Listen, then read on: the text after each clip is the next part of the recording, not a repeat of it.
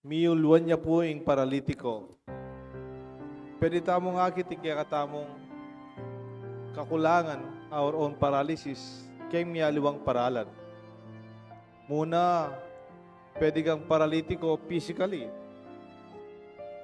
O kaya kang agyong gawan limitado. Physical paralysis nga da po kanina. Or paralysis of the body. Anya italalaking dadalada, paralitiko ya. Atsuya keng katri. Atsuya keng stretcher.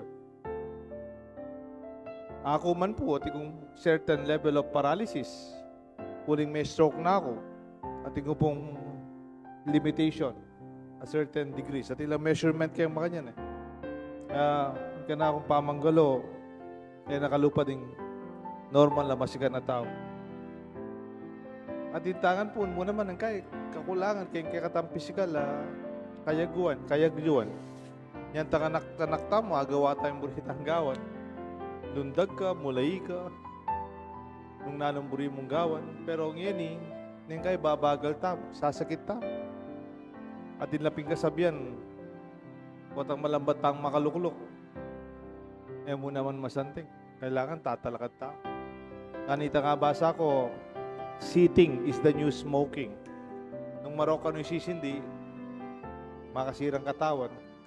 Watang malambat kang makaluklok, makasira mo naman katawan. Sitting is the new epidemic. Kanya maulagay anang Jesus ketang paralitiko. Talakad ka. Stand up for what you believe. Stand up for your faith. Stand up for your doubt.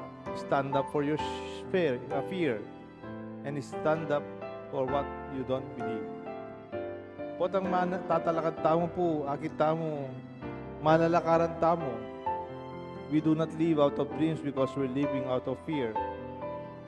Uling tatakot tamo, baral, makaparalitiko mo naman yung takot. There's a price we have to pay. Anyapin po, Jesus, nga nagkitang paralitiko, talakad ka. Lumakad kayo, buat may kaya kang pagkerap. Kasanting napunitan Talakad ka. Ilulun mo yung sarili mong pituturan. Ibuat mo yung sarili mong pagkerap. Hindi ka sariling karga. Sumulong ka at muli na ka. Wari po tanganak tamo, kakamuha na nakatangi mata mo. O tangitang pituturan mo, mabalong ilulon. A sign of responsibility, maturedness, potang hindi kang pituturan, nagyumeng linisan, nagyumeng samasa. Karagula bagi, king kapaldanan. Ing tunay milagro keni, itang lalaki, minuli ang maglakad at bibit-bitan ang sarili ng pagkerat. Di ang anak yu, potang makatalakad nung yung sarili ng bitis, matagumpe nakakanita. Di ang anak yu, potang igyo na ng lulun yung sarili ng pagkerat at ibat na yung sarili ng responsibilidad. Matagumpe nakakanitang pengari. When your children know how to carry on, sundo na yung biyeda, bitbitan, yung karelang daralang, da pabitbit ka rin aliwa, o itay tunay kapaldanan. Palagi ako alaman pong milagro keni nung kayari, minuli itang paralitiko, bubuat de pa rin O minuli pibuat de pa rin de tang apat. There is no miracle, alang kapaldanan. But his own the empowering gospel. It was quite liberating.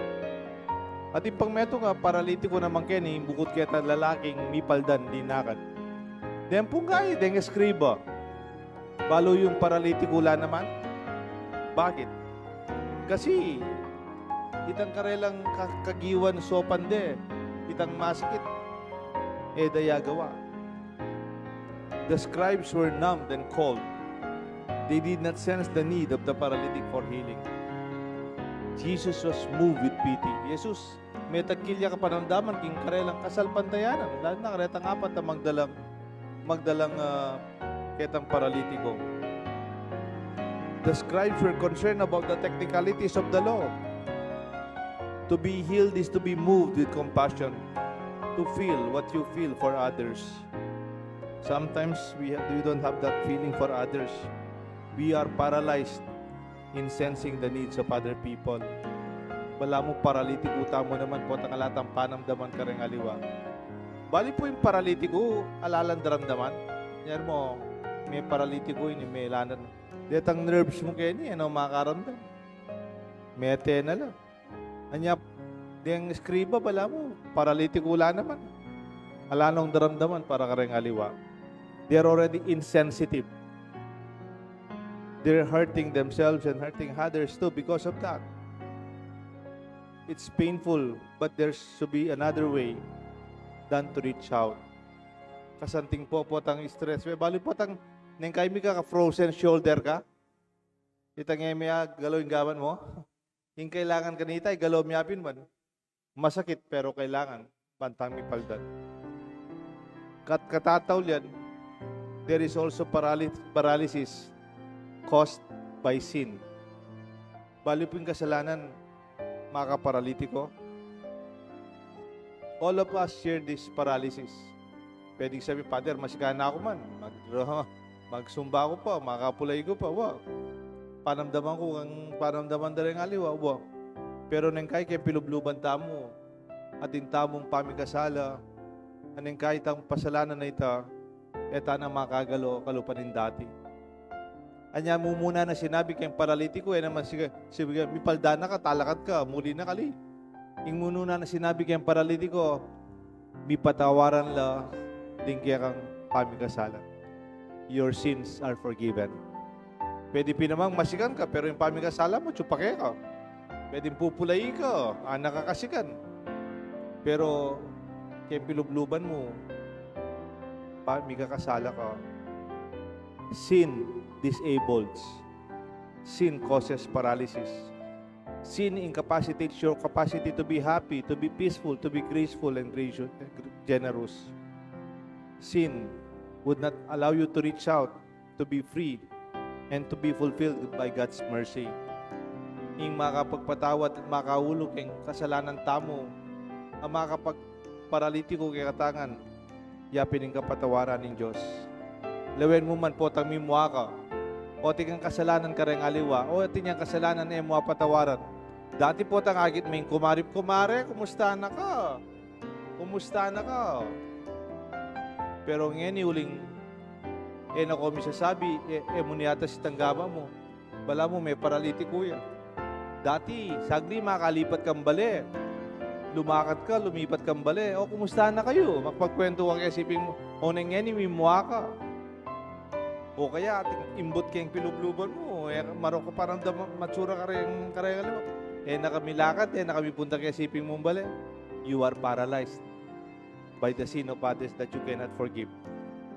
Anyapin po muna man, forgiveness and acceptance of God's mercy heals the paralysis that is caused by sin.